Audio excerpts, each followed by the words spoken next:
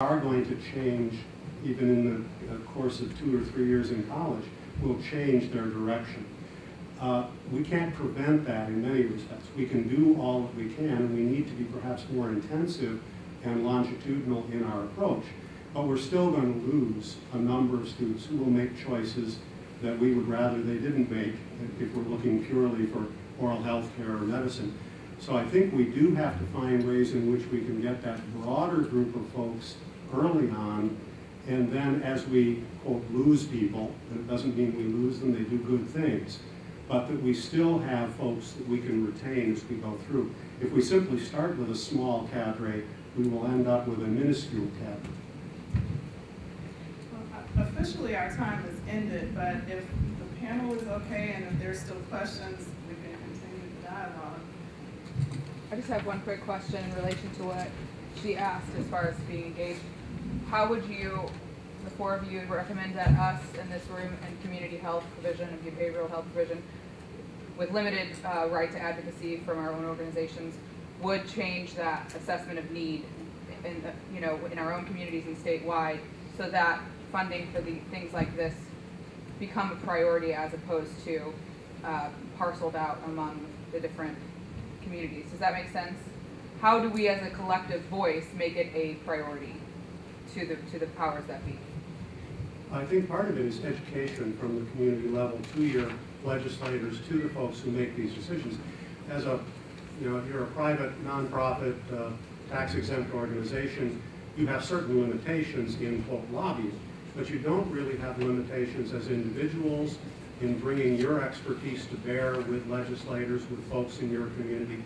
You don't have limitations in terms of where you can go to the CEOs of your hospitals, to your community health center folks, to others, to build community support that brings those things to the attention of the decision makers. That's not lobbying. That's not things that you're unable to do. The community has a tremendous amount of support.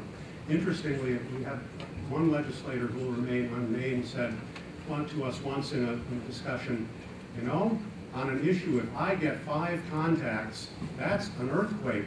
That means I got to do something about it. We don't think about that. 5, 10 people in a community can make a difference. And I think that that's the kind of thing we need to build and develop. I think we can learn from those remarks. Mike certainly has a lot of context, and it is about education. There's only so much resource to cover too much need. And so let's take the Medicaid expansion issue as an example. How much education do you think there's going to take place between now and May 15 on that particular topic? So when it becomes a priority, and we have passion about it, to Dr. Hughes' question earlier, I should comment because I have been involved with this from the very beginning, the ATSU, MOSDO, Community Health Center relationship. The thing is, you have to have passion, and you have to want to give up a lot in the course of making good things happen. And occasionally you come to a point in time when you think, you know what, this might not happen, because there are naysayers in the background saying there's no way that can occur. There's no way that we can fund education for these new students. There's no way that we can have a new school. There are too many barriers. Well, if you put the right people in the room, and again, have the right integrity and honesty around the conversation, and do your job with organizations like MAHEC and the NPCA, ATSU, the state of Missouri, Dr. McCaslin's in the room, such a pivotal partner. When you do that, oftentimes you get the result you're looking for, but it's not without leaving some of what you want on the cutting floor. It takes collaboration, it takes negotiation. Most of all, it takes keeping our patient in mind first.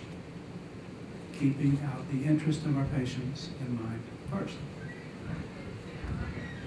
And I'd like to add, what I found is utilizing data will take you far, far, far. When you're networking with your legislators, if you have data, if you can show them the facts, access to oral health care for 0 to 5-year-olds, you know, what edentulous rates on senior citizens, whatever it may be.